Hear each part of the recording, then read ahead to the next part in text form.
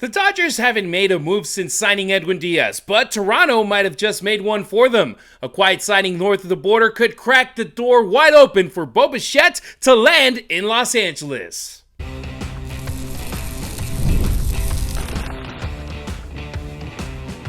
You are Locked On Dodgers, your daily Los Angeles Dodgers podcast. Part of the Locked On Podcast Network, your team every day.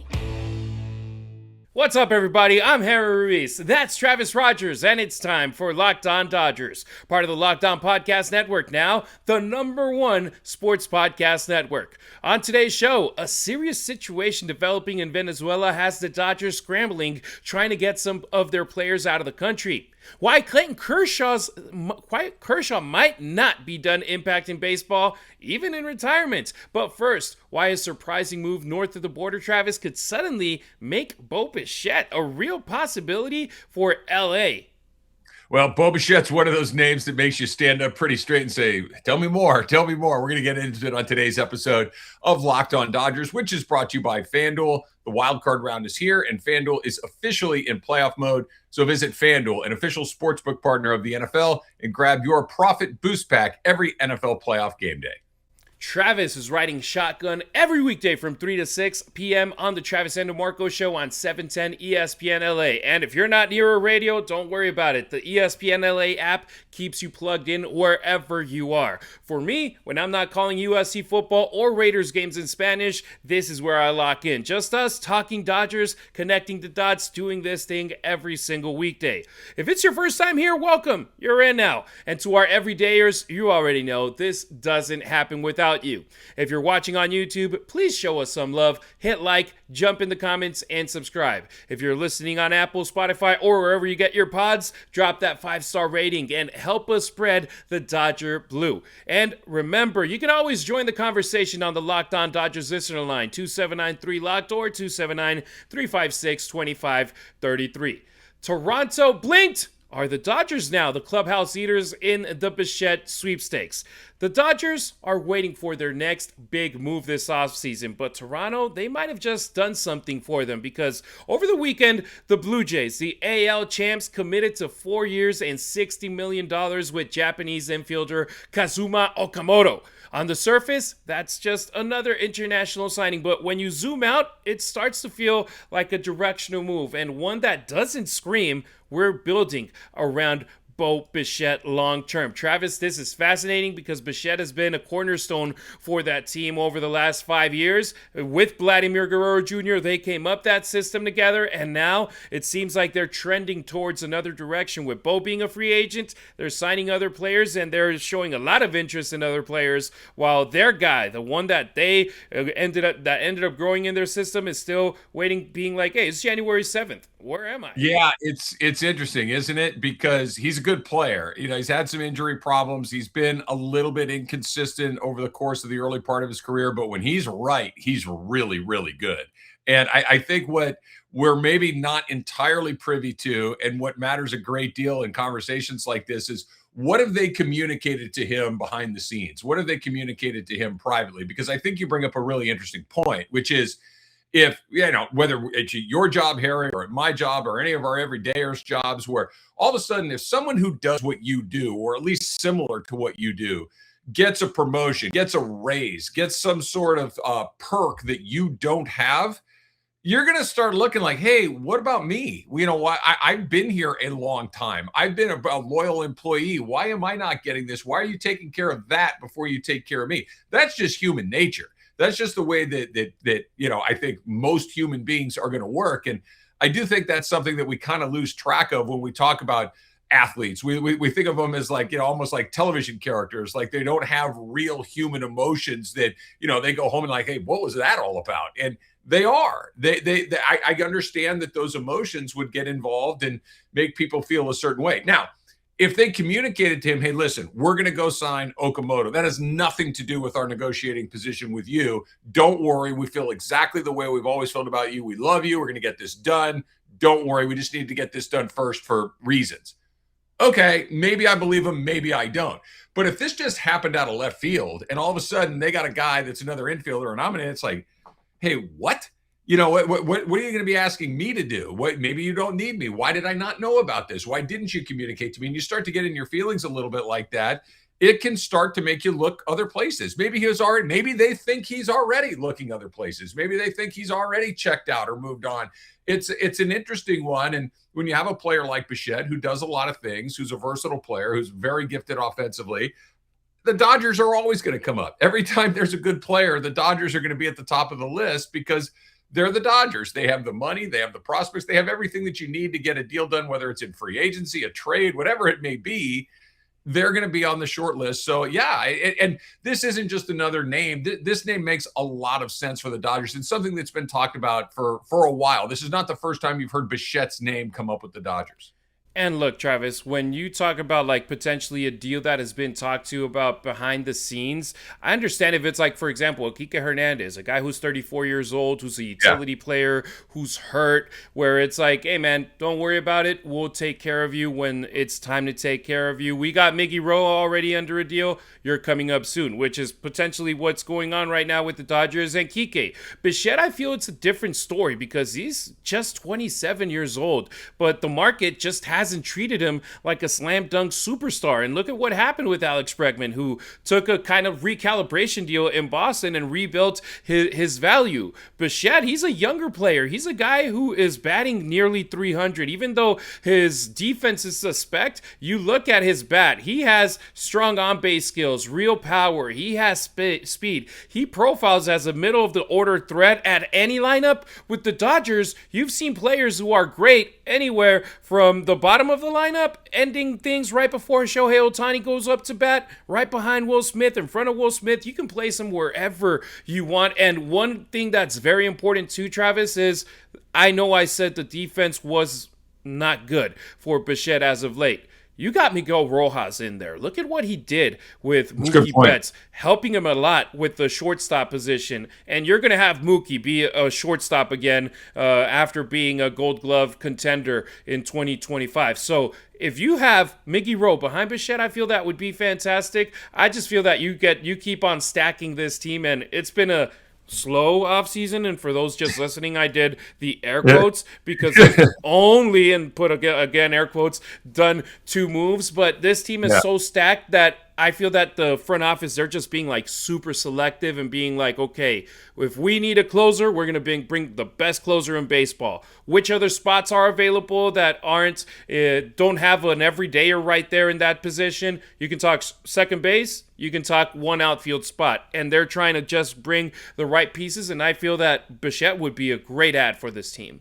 No, he's a terrific player. The Dodgers are strategic. I think this is I don't want to say maybe underappreciated, but I think it's not mentioned enough that they don't just say, oh, good player, we'll take him. It's okay, good player. What's the price? What's the term? How many different things can he do? Will he fit into our culture or not? That it's a multi-level process to this, because when you think about the Dodgers, think about how little we know. We talk about them winning a bunch of games, winning the World Series, MVPs, Cy Young, like all of this stuff but it's all baseball stuff. It's never nonsense stuff. It's never drama stuff. It's just straight baseball stuff. And they want to make sure that all their guys fit in. Now, I think Bichette does. I think he checks all of those boxes. My only hesitation in this is that if in fact this is something that would come together. And look, I love it when the Dodgers get great players, but there has to be a league. There has to be a league where there are other teams that have a chance to win a World Series. There has to be a league where this can't be the Globetrotters where you just come in and watch a bunch of guys run around in circles and the Dodgers pound them like a nail into a board. It can't be that. It has to be something that I don't know what's going to happen tonight. I like when my team has the advantage. I like when my team has a lot of good players, but every single time a good player gets, becomes available or quasi-available, it's like, oh, they're going to go to the Dodgers. I hope that they start to go other places as well, just so it's interesting and it remains interesting. I mean, we saw how close the Dodgers came to losing the World Series last year, and it was fun. I mean, it's incredibly exciting when something like that happens. And look, if you said, do you want Bichette or not? Of course, yes, bring him on in. But at some point, these guys got to go other places too.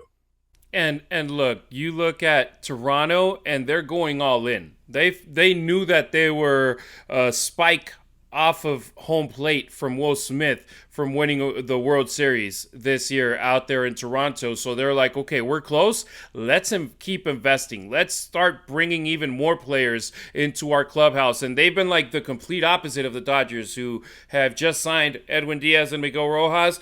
The Blue Jays are like, okay, let's get more starting pitching. Let's get more position players. Let's keep stacking this team more and more because we want to win the World Series. Unfortunately, that's not the case all around baseball, where it's like some teams are taking it slow. Some teams aren't like really spending that type of money, but we got to give props to Toronto, who are spending money, who are investing on their team, but they're not investing in one player right now that's theirs, or that was theirs. He's a free agent right now in Bo Bichette.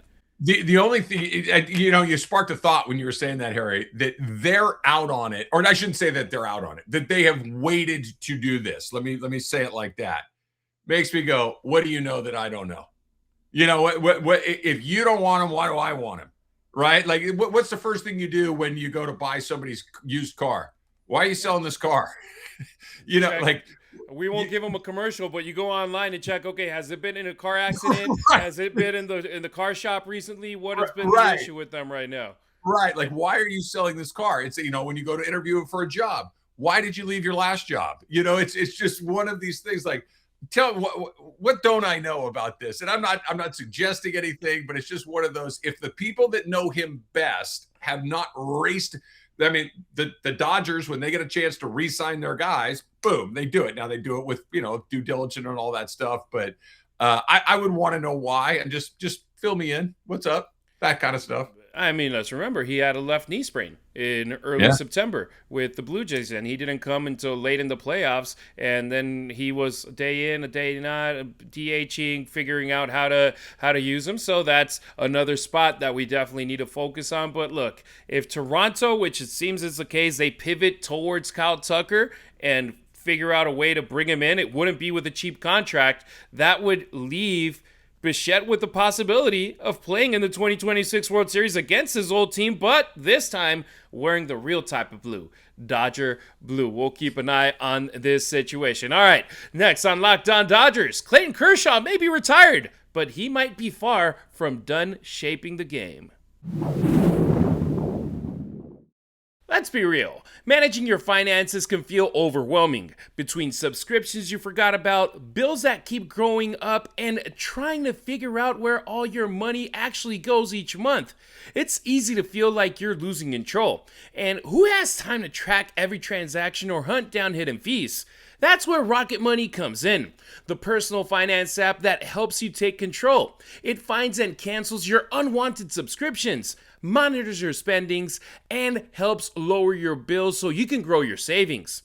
You can set budgets and goals, get personalized insights, and receive real-time alerts for large transactions, upcoming bills, and low balances. It even consolidates your checking, savings, loans, and investments into a single dashboard so you get a clear view of your entire financial picture without needing to get into 17 different apps. Let Rocket Money help you reach your financial goals faster. Join at rocketmoney.com/lockedon. That's rocketmoney.com/lockedon. Thank you for making Locked On Dodgers your first listen of the day, and thank you for making Locked On the #1 sports podcast network. You already live your team every day. Now take it up a level and go ad-free. Join the Everydayer Club today and get Locked On Dodgers with no interruptions, members-only Discord access, and more, all for just $5 a month or $50 a year. Go to LockedOnDodgers.supercast.com or check the link in the show notes to learn more.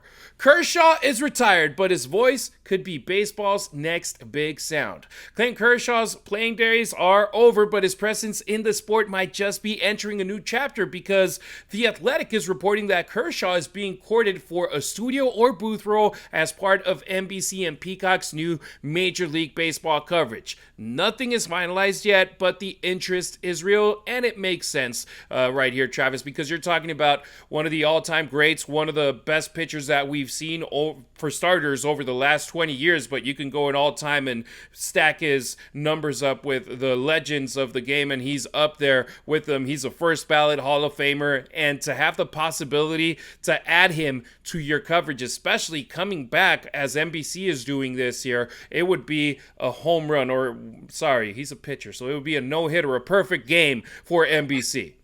Yeah, it would.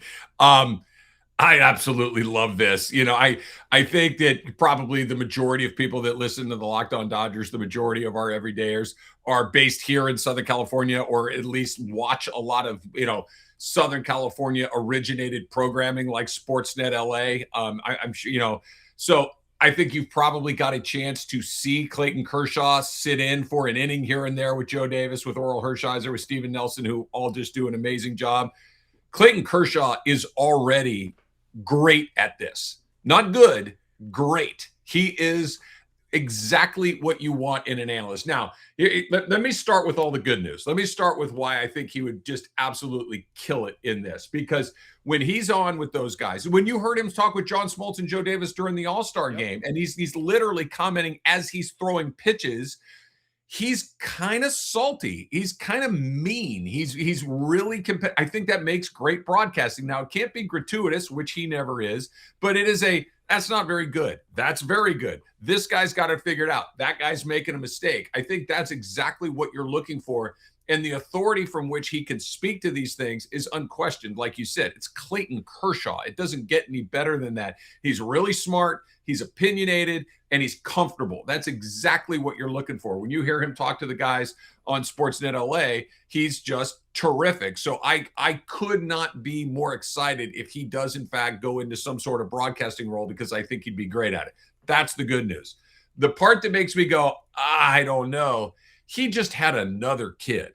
He's been on the road for 20 plus years, away from his family for at least portions of time, playing baseball. Does he really want to go do that all over again? Now, this would be a little different. This isn't, week-long road trips. This isn't 10 days here. You come back in, you could go in, you could come out. I'm sure that they would accommodate him travel-wise to make it as easy as possible, but he's got a baby at home. He's got little kids at home. And Harry, you know this, when you're getting ready to have a baby or you have little kids, you want to be there. You want to be a part of all of these things. He's missed a lot of that stuff because of what he's done. I don't know if he's signing up to miss more of it. I think that's part, because look, he was still a pretty good pitcher last year. If he wanted to still play, he could still be playing, and he chose not to.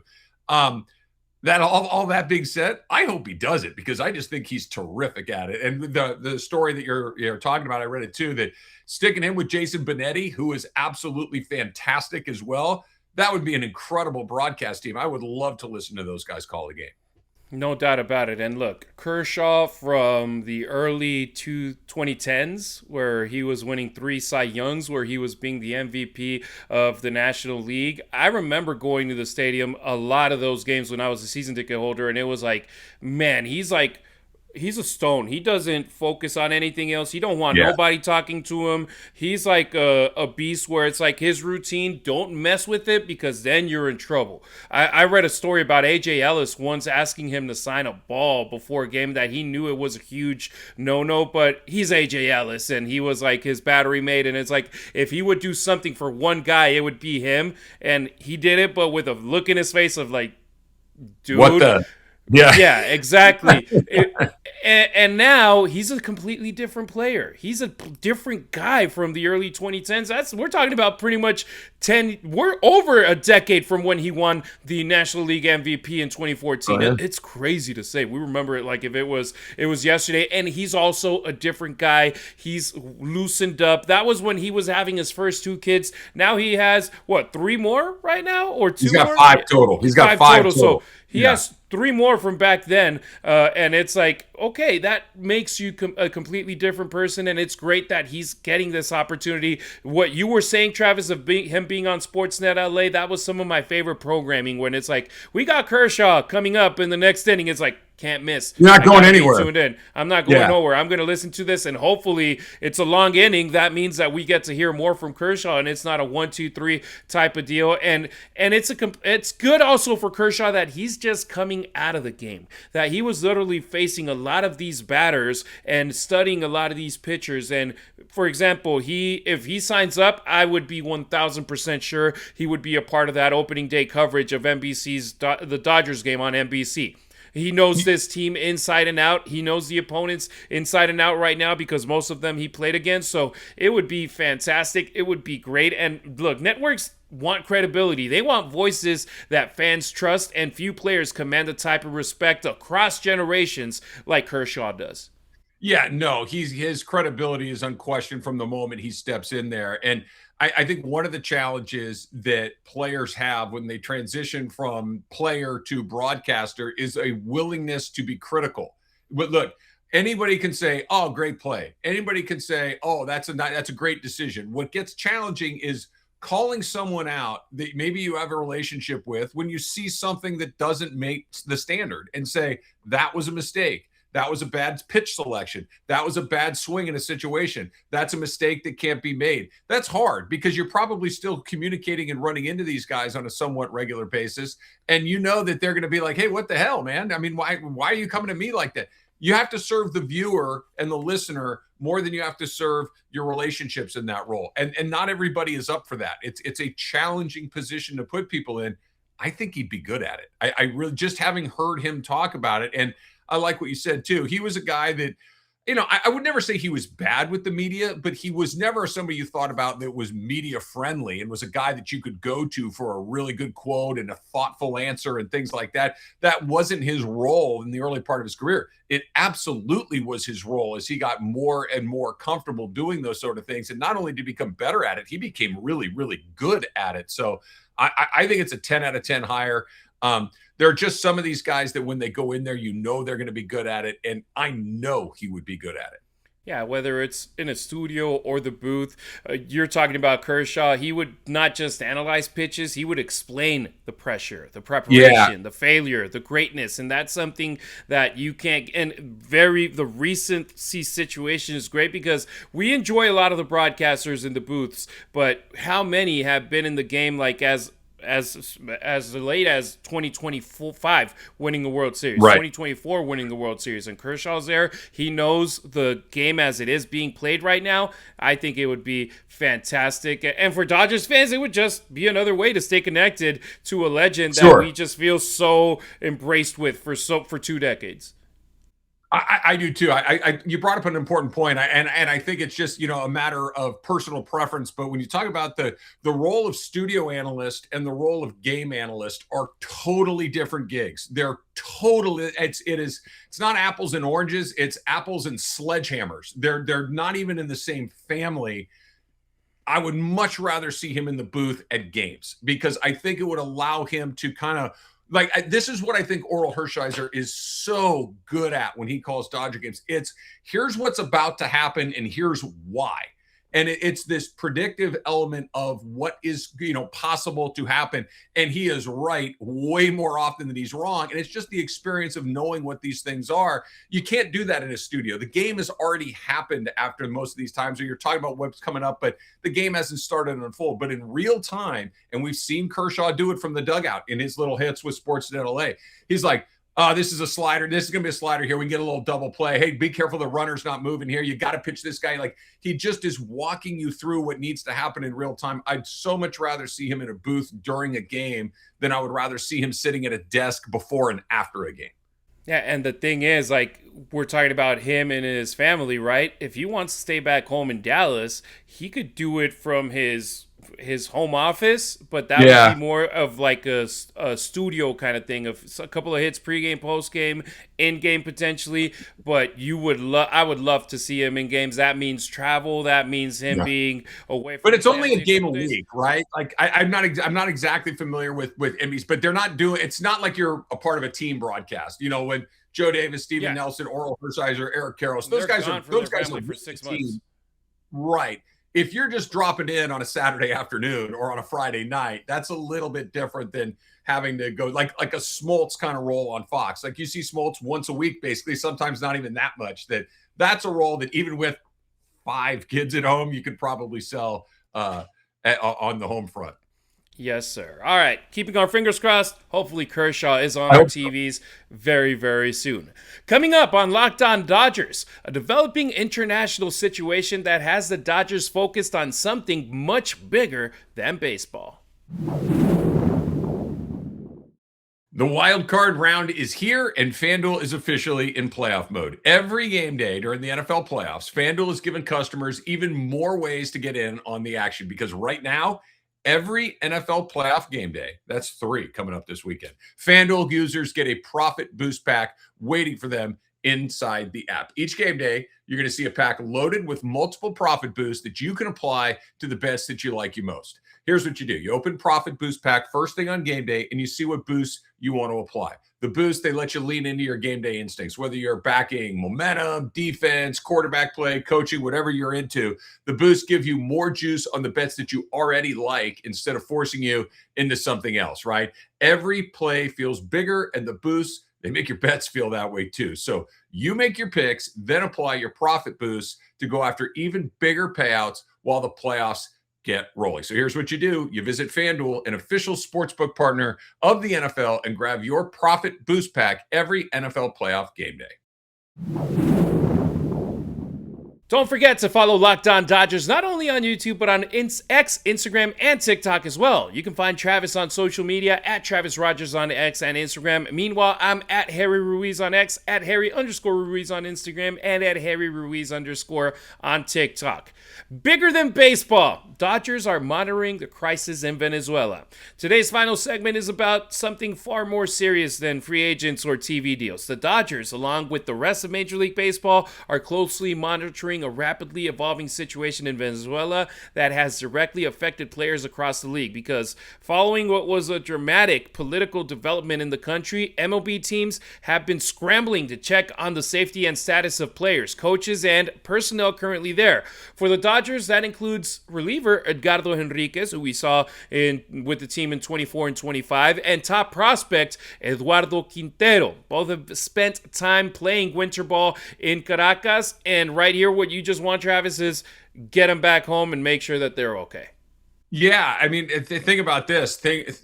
How common is visa issues with players coming from other countries getting back, for spring training? Every year there's a player that gets, I don't want to say, but gets delayed in coming to spring training because they had some sort of, snafu with immigration. They had whether it's with the visa or something's going on with their government, with our government. There are delays that happen in this stuff with nothing going on in the world. So that this is happening, I can imagine would only complicate this even further. And you bring up a good point, Harry. It's not just, hey, we need our second baseman or our relief pitcher or our right fielder. It's we need to make sure that everybody's safe. We need to make sure that their families are safe because I can't imagine what it's got to be like to have, a player on your team who you're worried about his performance in the batter's box or on the mound, but he's worried about whether or not his family is safe back at home. And that's not a good situation for anybody. So I would imagine the sooner that they get started on these sorts of issues, the more likely they're going to have for success. But yeah, it's certainly not the number one thing that goes through your head when you see something like this start to happen, but it's on the list. And, baseball is such an international sport. There are players coming from all over the world, but in particular, Venezuela is a place that has a lot of Major League, Miguel Rojas is Venezuelan. So there are just a lot of guys in Major League Baseball that have ties to Venezuela. So I would imagine teams, players, families are all incredibly concerned about what's going on.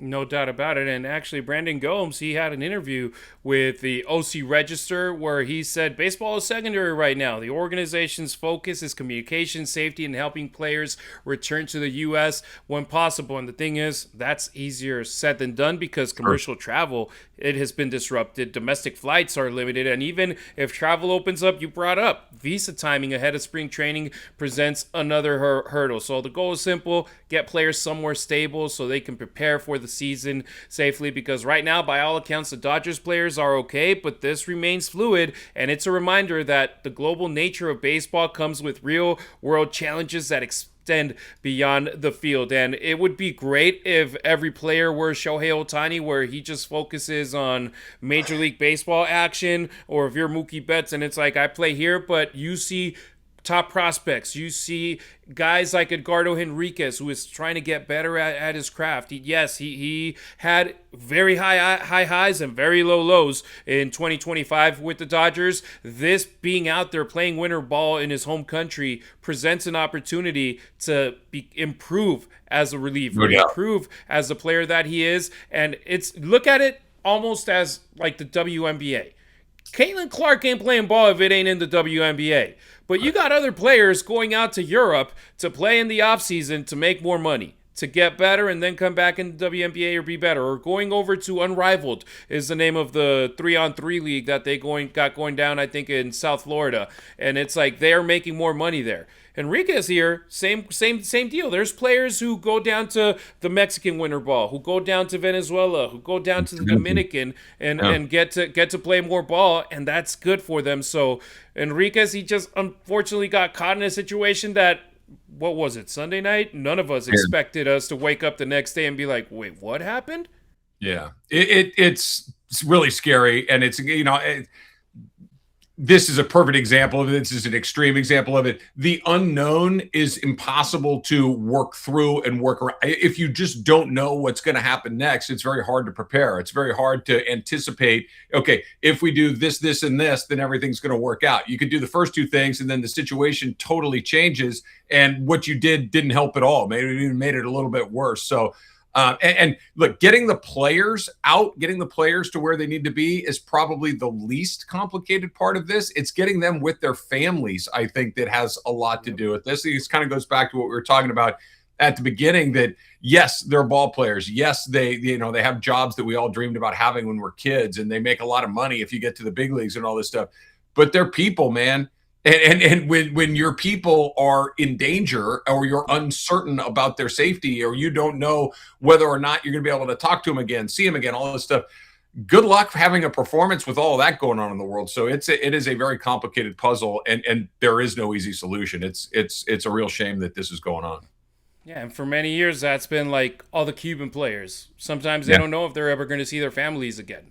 Right. Just because they defected their country and came to play ball. So hopefully we're sending our thoughts, our prayers, and that everything is okay, and that the players and their families and everybody in the country of Venezuela is in a better spot in the upcoming days. All right, that'll do it for today's pod. Thank you for making Locked On Dodgers your first listen of the day, and thank you for making Locked On the #1 sports podcast network. Did Locked On Dodgers make your Spotify Wrapped? Prove it on social media to secure a free month of our brand new Everydayer Club. Just tag our National Locked On Podcast Network account or on any social platform, and we'll drop you a code. Be one of the first to join the Everydayer Club to get your favorite show ad-free and exclusive access to the members-only Discord. For those of you on video, we send you over to the first ever 24/7 National Locked On Podcast Network YouTube channel. On audio, make sure you make your second listen Locked On MLB. We'll be back tomorrow with more here on Locked On Dodgers. Travis, that's the beauty of Dodger baseball, man. It's the gift that keeps on giving. Christmas is already in the books for us that are Mexican Americans and Mexicans. Dia de Reyes, the Day of the Kings, happened yesterday, so we got some gifts. I got the baby, by the way. You got the baby on the rosca? I did. I did get the baby, yeah. So I got to bring tamales on the 2nd. I was gonna say, hey, where's the party? Because my wife, she got the baby too. So actually, it was just 4 of us, and I was the only person who didn't get a baby in the rosca. So we had 5 or 6 different people cut a piece of that cake. And there were 4, like you said, 4 babies in the cake. I was the only one that got one. Perfect. I'll ask for tamales rojos, por favor. If that one's for me. Sí. Delicioso. Delicioso. And Dodger baseball is a gift that keeps on giving, so we'll keep coming back with more here on Locked On Dodgers. All right. Thank you so much. We appreciate you riding with us. Until next time, keep it real. Keep it Dodger Blue.